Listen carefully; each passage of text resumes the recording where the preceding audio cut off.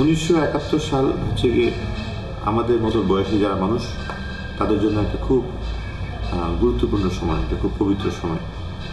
আমি সবসময় বলি যে আমাদের যে পরবর্তী প্রজন্ম তারা এর দিক থেকে তারা খুব দুর্ভাগা। তার কারণ আমরা যারা 1971 সালে বড় হয়েছি তারা আসলে একজন মানুষের ভিতরে যে সবচেয়ে সুন্দর যে জিনিসগুলি আমরা সেগুলো দেখতে পেয়েছি। আমরা মানুষকে বিশ্বাস করি, আমরা জানি যে আমাদের দেশের মানুষ একজন আরেকজনের জন্য জীবন দিয়ে দেয় এবং তাদের সে আত্মত্যাগ, তাদের সে বীরত্ব, তাদের সাহস, ভালোবাসা আমরা 1971 সালে দেখেছি সেখানে। এবং যারা নতুন প্রজন্ম তারা সেটা দেখে নেয়।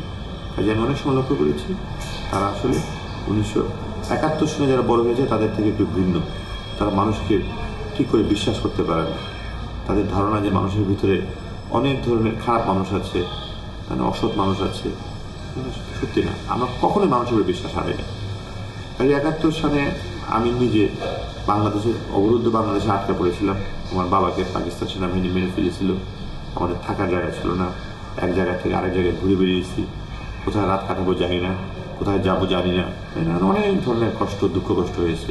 কিন্তু তারপরেও আমার স্মৃতিগুলি কিন্তু খুব মধুর স্মৃতি, কারণ সেই দুঃসময়েও কিন্তু সবসময় মানুষ আমাদের কাছে এগিয়ে এসছে। আমি একটা ছোটো একটা গল্প বলি, আমার কথাটা শেষ করি। সে হচ্ছে গিয়ে যখন আমার বাবাকে পাকিস্তান মিলিটারি মেরে ফেলেছে তখন আমরা আসলে একটা গ্রামে আশ্রয় নিয়েছিলাম। সেই গ্রামের যে মানুষের বাড়িতে আশ্রয় নিয়েছিলাম সে একটা মাতবর ধরনের মানুষ এবং সবাই জানে যে তার বাড়িতে আমরা আশ্রয় নিয়েছি। এবং পাকিস্তান মিলিটারি আমার বাবাকে মেরেছে, আমার বাবার উপরে রাগ ছিল তাদের, আমাদের উপরে তার রাগ ছিল। কাজে সে তখন ভয় পেয়ে গেল। তার ধারণা হলো যে এখন পাকিস্তান মিলিটারি এসে তার বাড়িটা পুড়িয়ে দেবে, তাদের যারা পরিবারের সদস্য আছে তাদেরকেও তারা খুন করে ফেলবে। খুবই মানে একটা সহজ কথা, স্বাভাবিক কথা। কাজেই সে এসে আমাদেরকে বললো যে আমাদের জন্য অনেক ভালো হয় আপনারা যদি আমার এখানে না থেকে অন্য কোথাও চলে যান। তখন কিন্তু আমরা একটা গ্রামের ভিতরে আমরা কাউকে চিনি না, সন্ধ্যাবেলা, এবং মোটামুটি সেই গ্রামের সেই মাতবর মানুষ আমাদেরকে বললো চলে যেতে, এই মুহূর্তে চলে যেতে। আমরা তখন বয়স আমাদের কম, অভিজ্ঞতা নাই, তাই না? আমার মা হচ্ছে তখন একমাত্র মানুষ, আমাদের গার্জিয়ান কিংবা অভিভাবক, কিন্তু একজন মহিলা মানুষ। এর আগে তো কখনো কোনো কিছু দায়িত্ব তাকে নিতে হয়নি।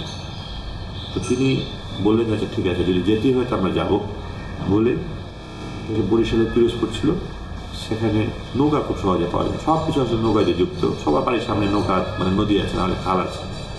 তাহলে দুটো নৌকা ভাড়া করে নিয়ে আসা হলো এবং আমরা নৌকাতে আমার সব ভাই বোন, আমার মা এবং আমার মামি ছিলেন সাথে, উঠে নৌকাটা ছাড়লো। এবং আমরা কিন্তু জানি না কোথায় যাবো। আমরা একটা সন্ধ্যেবেলা রওনা দিয়েছি একটা নৌকা করে, এবং আমরা কোথায় যাবো আমরা জানি না, তাই না? সেই নৌকা করে আমরা যাচ্ছি। এটা হচ্ছে একটা অত্যন্ত বিচিত্র একটা অভিজ্ঞতা যে আমি শুরু করেছি একটা যাত্রা, কিন্তু কোথায় যাচ্ছি আমি জানি না।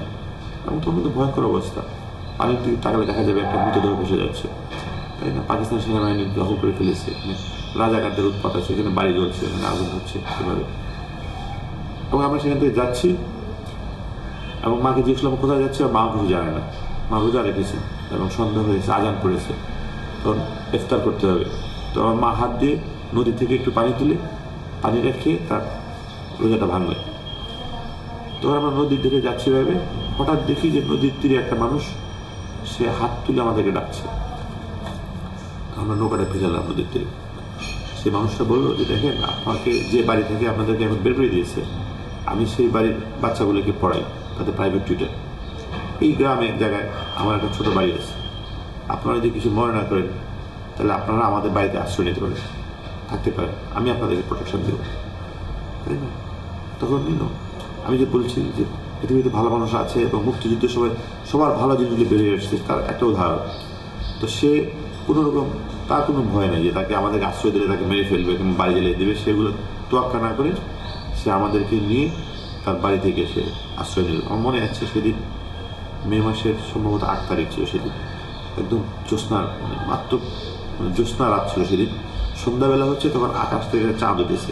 তো সেটি কি অপূর্ব একটি দৃশ্য, তাই না? আমাদের বাংলাদেশ তো খুব সুন্দর জায়গা, নদী মাঠ পানিতে ডুবে আছে, তার ভিতরে একটা চাঁদ উঠতেছে সেখান থেকে। খুব আমাদের মনের অবস্থা খুব খারাপ, তারপরেও কিন্তু সেই অস্বাভাবিক সৌন্দর্যের কথা কিন্তু আমি এখনও ভুলতে পারি না। আমরা হেঁটে হেঁটে হেঁটে হেঁটে আমরা তার বাড়ি থেকে আশ্রয় নিলাম। একটা গ্রামে মানুষ, দরিদ্র মানুষের একটা বাসা। তো সেখানকার বাসাগুলো যেরকম হয় সবসময় দোতলা হয়, মানে কাঠের ঘর, কিন্তু তার ভিতরে দুটো তালা থাকে আর কি। তারা আমাদের উপরে তারা আশ্রয় দিল। তো গভীর রাত্রে হঠাৎ করে আমরা আবিষ্কার করলাম যে মানুষ আমাদের আশ্রয় দিয়েছে সে গোপনে তার বাসা থেকে বের হয়ে যাচ্ছে। তখন আমার মা বললেন যে আমরা তো একে চিনি না, একে জানি না, সে কোথায় যাচ্ছে, সে কি পাকিস্তান মিলিটারি খবর দিতে যাচ্ছে, রাজাঘাটের খবর দিতে যাচ্ছে? আমার বোনরা আছে বিশ্ববিদ্যালয়ের পরে ছাত্রী বোন, সেরকম তখন তো তাদের জন্য খুব ঝুঁকিপূর্ণ জায়গা। তো আমরা সেদিকে তাকিয়ে থাকলাম এবং আমার মা বললেন সবাইকে তোরা জেগে থাকে, কোথায় গিয়েছেন জানি না, যদি কিছু একটা ঘটে তখন তার জন্য প্রস্তুত হতে হবে। ঘন্টাখানেক পরে দেখলাম যে সেই মানুষটি আবার ফেরত আসছে, তার সমস্ত শরীর ভেজা পানিতে, এবং ভালো করে দেখলাম হাতে একটা জাল। আমার মা জিজ্ঞেস করলেন যে বাবা তুমি কোথায় গিয়েছিলে এত রাত্রেবেলা? তো সে বললো যে মা আপনারা তো আমার বাসায় আশ্রয় নিয়েছেন, আমার তো কিছু খেতে দেওয়ার কিছু নাই, আমি গিয়েছিলাম দেখি যে জাল দিয়ে কিছু মাছ ধরতে পারি কিনা। সে গিয়ে কিছু মাছ ধরে নিয়ে এসছে, সে মাছগুলো রান্না করে সে আমাদের খাইয়েছে।